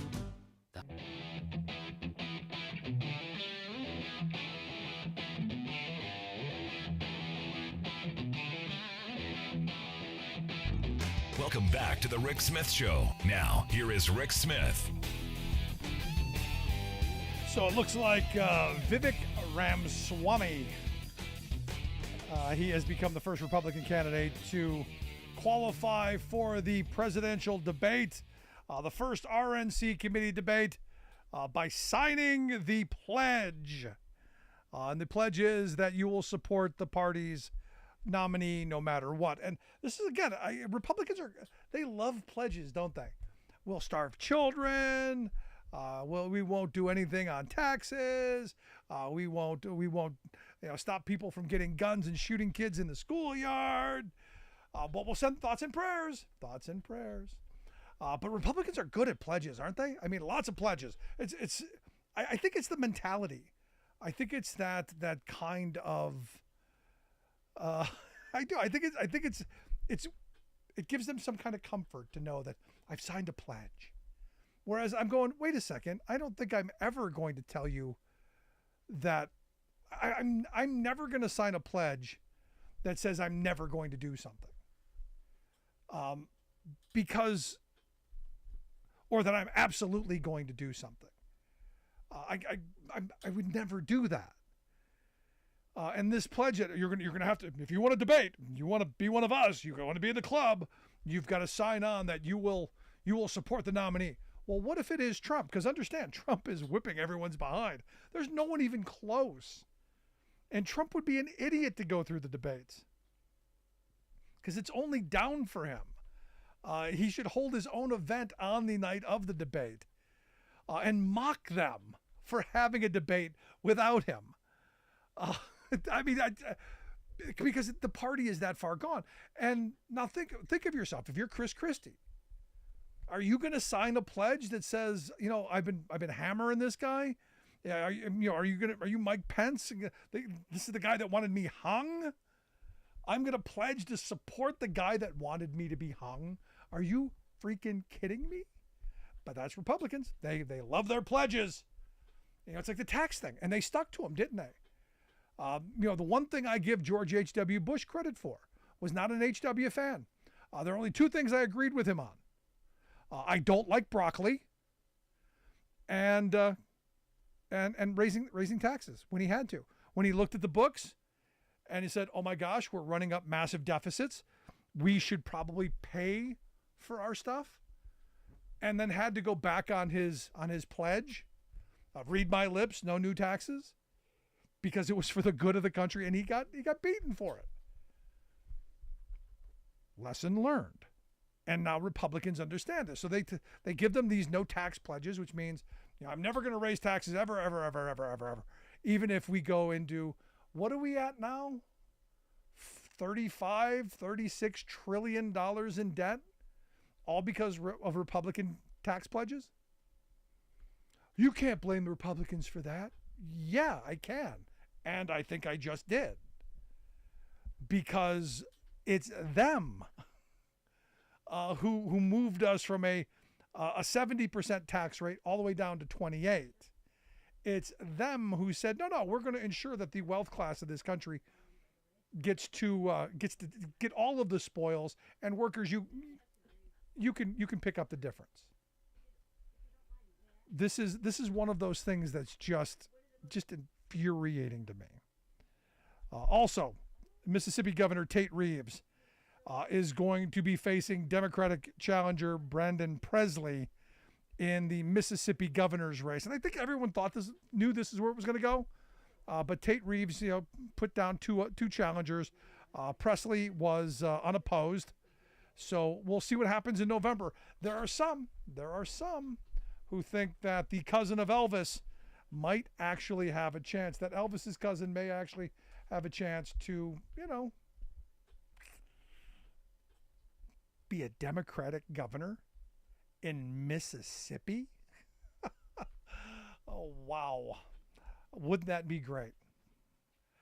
Let's quick go to the phones. Got Steve in Chicago on line one. Steve, how are you? Fine, thank you. And I think you raise a really important point there with regard to how we regard taxes and the need to fund the things that society needs in order to function. And unfortunately, I think, we, as you pointed out, rightfully so, the Republican Party has adopted this sort of unofficial mantra that at no point is it worthwhile to raise taxes, no matter what we need to do. The fact is that taxes paid for the economic booms that have made this country what it is.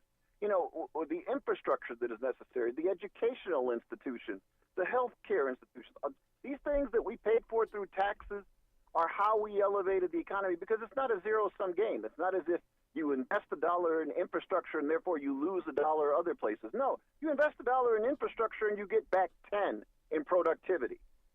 But the Republican mantra seems to be, well, God forbid that we invest in anything because it's going to cost dollars, and that means we may have to raise somebody's taxes. Now, in the long run, we can't sell the fact that that's going to be beneficial for this society and this country.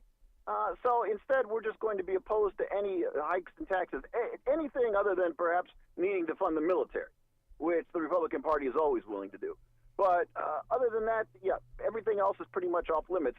And as a result of which, we've been living by a dream in terms of the things that we really needed to fund, like infrastructure, because we are decades behind, and we still haven't passed enough in the way of infrastructure funding to repair and maintain the things that have decayed over many decades of neglect. And that's the problem. And again, this idea that society simply functions magically and without having to invest in anything and to repair anything and to maintain anything is just ridiculous. And we're trying to keep up in a global economy with India and China and so much of the rest of the world. Guess what? It's not 1946 anymore. No, you're right. A lot of the rest of the world is caught up, and that means we have to try and stay competitive, and that means we need to invest in ourselves. But, God forbid that we do that sort of thing. No, absolutely. And, the American Society of Civil Engineers did a report, I think it was last year before, said $4.8 trillion is what we needed to get even. So the $1.2 trillion that Biden got through on the infrastructure bill, not even close to what we need. A good start, good first step, but not what the American Society of Civil Engineers say we need. Yeah, and unfortunately, because as we all know, a lot of Americans, they don't leave the country. They don't travel very much. For people like myself who have traveled, and you've seen things like modern airports, that are run on 21st century technology, you realize just how bad our system is. Yeah. People come here from Asia, from Europe. We don't have high-speed rail. We don't have modern airports. I mean, and things are just falling apart.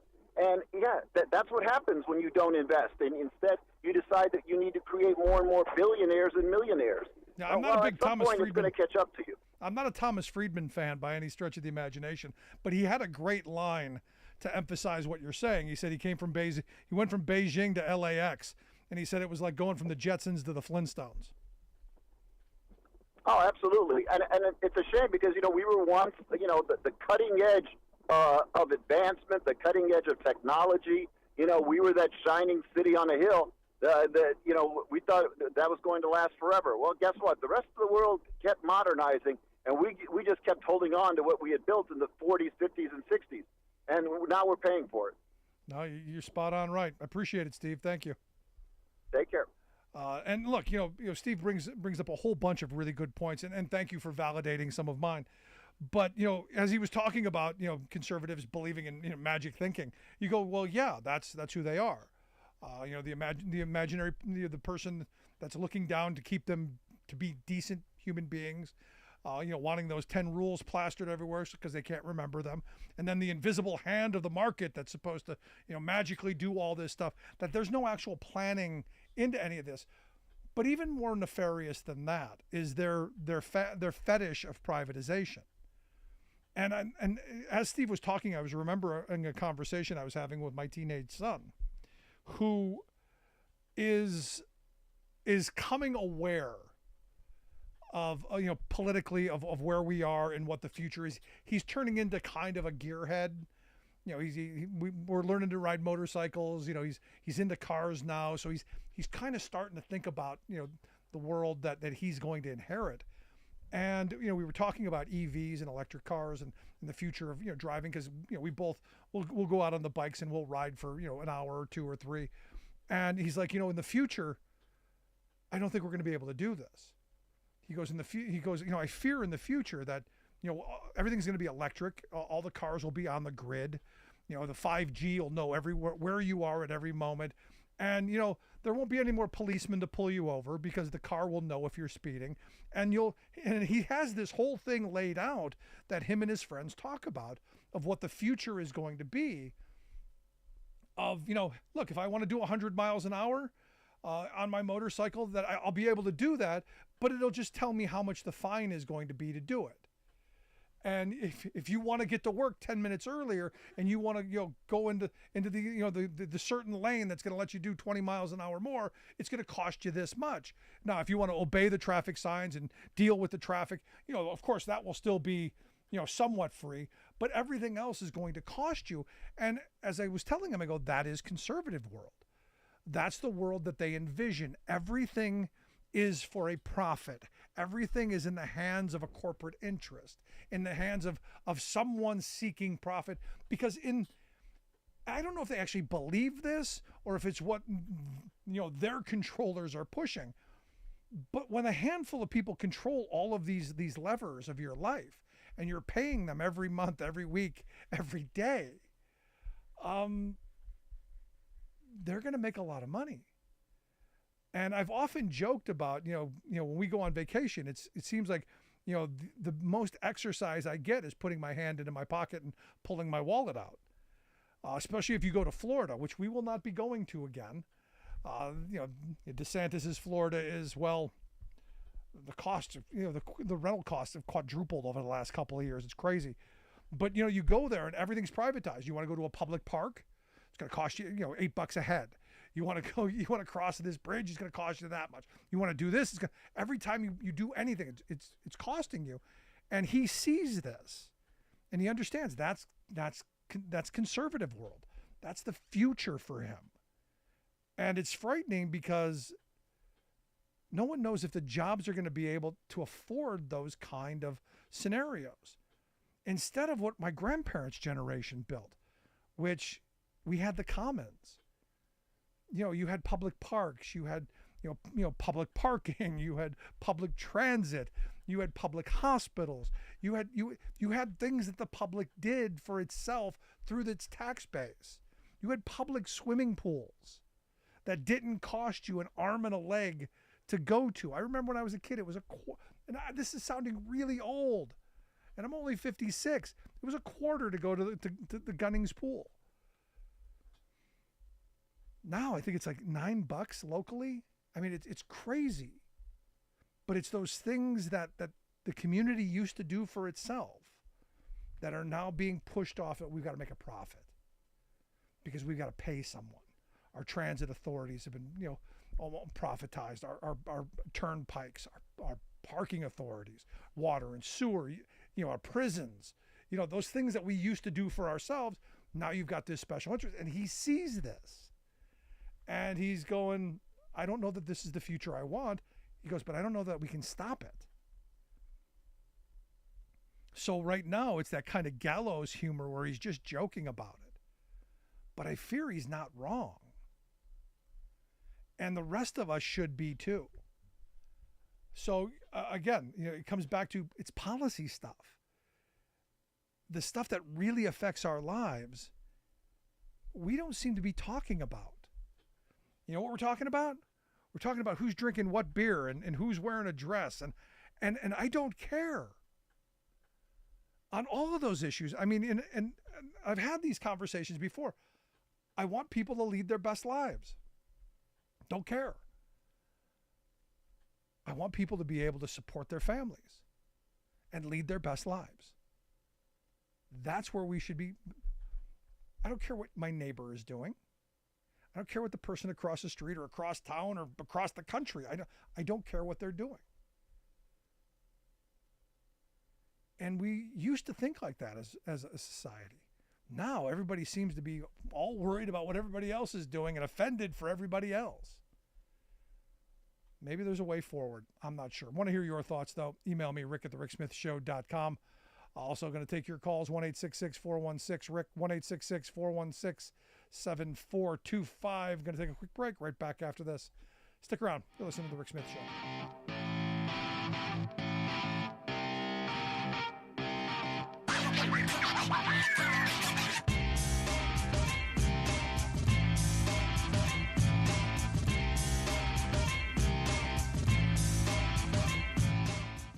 I'm Rick Smith, and this is Labor History in 2. On this day in labor history, the year was 1994. President Bill Clinton posthumously awarded the Presidential Medal of Freedom to Latino farm worker organizer Cesar Chavez. It is the highest honor granted to civilians. His widow, Helen, accepted the honor on his behalf. Chavez founded the United Farm Workers Union. He dedicated his life to organizing agricultural workers in California. Too often, agricultural workers have not received enough attention from labor leaders, despite their struggles to win better wages and improved conditions for themselves and their families. Chavez was one of the most important Latino labor organizers in U.S. history. In 1968, he helped lead a successful national boycott against California grape growers. The boycott won increased wages for those workers and demonstrated the power of the boycott in farm labor organizing. The medal ceremony was held in the East Room of the White House. United Farm Workers leaders attended the ceremony, including Dolores Huerta, the farm union's co-founder and first vice president. President Clinton's remarks in granting the medal captured the impact and sacrifice of this labor activist. President Clinton said, "The farm workers who labored in the fields and yearned for self-respect and self-sufficiency pinned their hopes on this remarkable man, who with faith and discipline, with soft-spoken humility and amazing inner strength, led a very courageous life, and in doing so brought dignity to the lives of so many others, and provided for us an inspiration for the rest of our nation's history." In his life, Cesar Chavez never made more than $5,000 a year, and yet the richness of his life and legacy left a lasting imprint on the cause of labor. Labor History in 2 brought to you by the Illinois Labor History Society and The Rick Smith Show.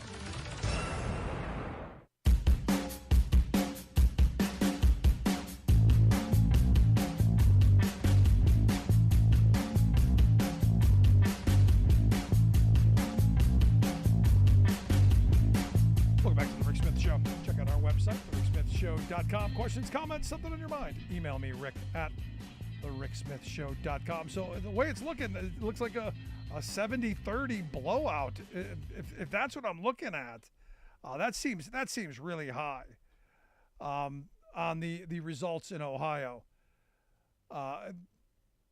That's got to be really high. That does seem kind of high. Now the reality is I was pretty sure it was going to go down, and a lot, because the hypocrisy, the hypocrisy of no, we're going to ban special elections, but this one's so important.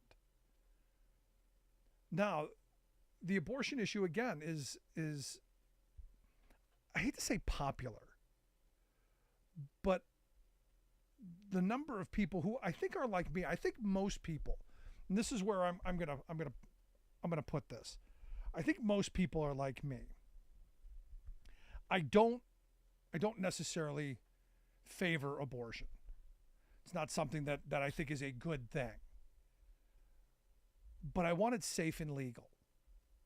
I never want my daughters in a position to where they're in a backroom alley or who knows where, and end up getting sick or end up getting an infection, and then they can't go to the doctor to get care and then they end up getting an infection, and horrible things happen.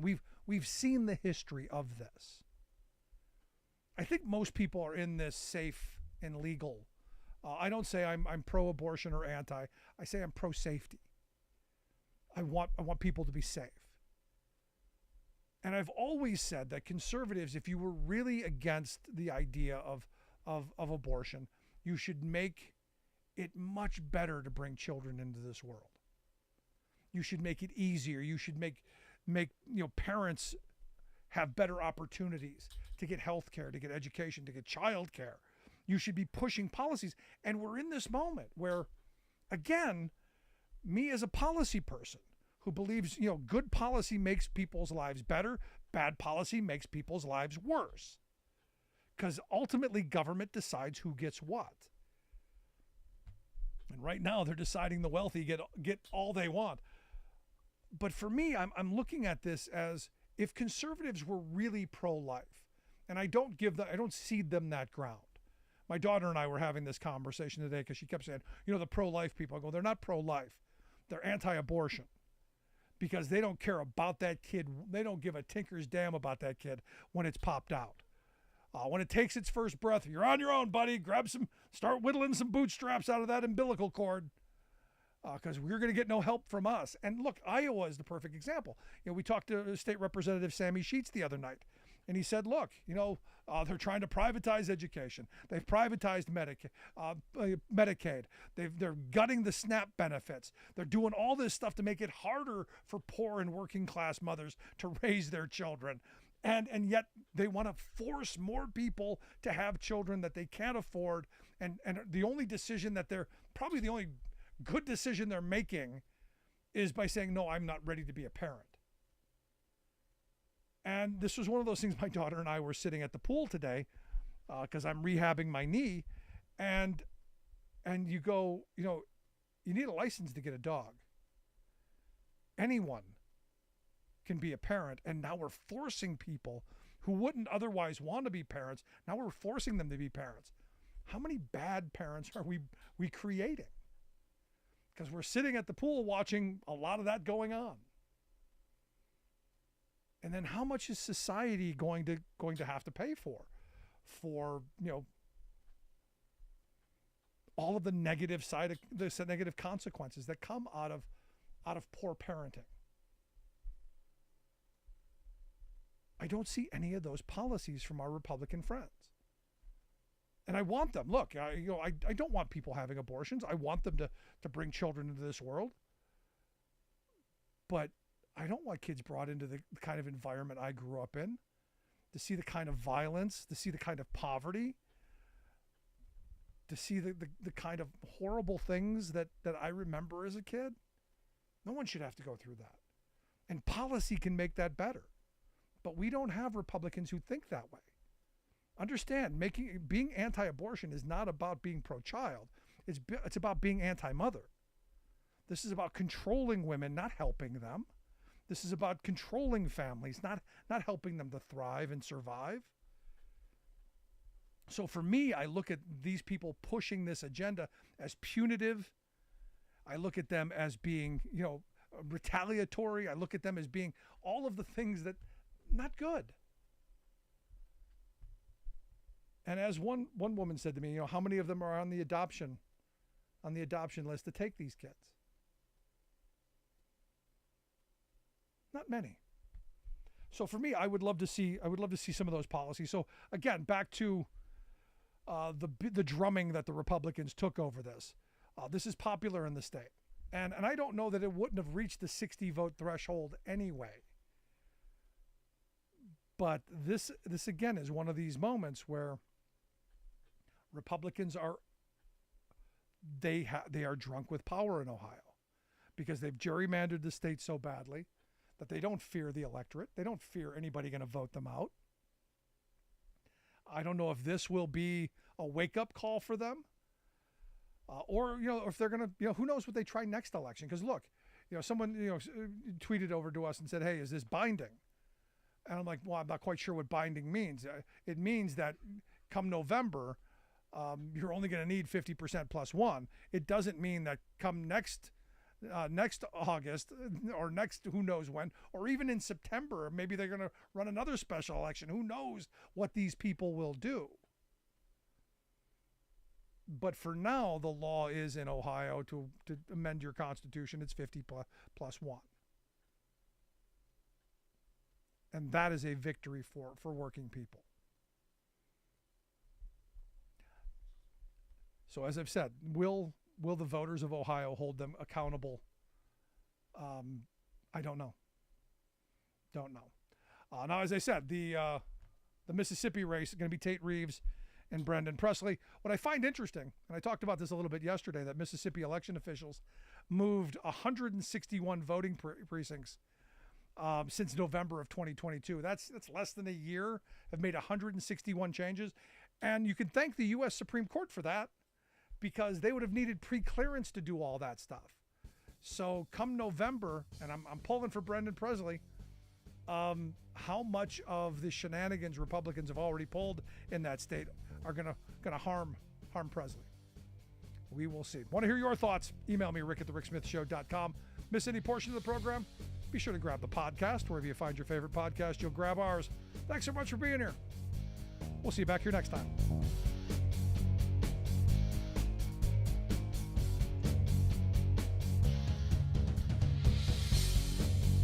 You've been listening to The Rick Smith Show.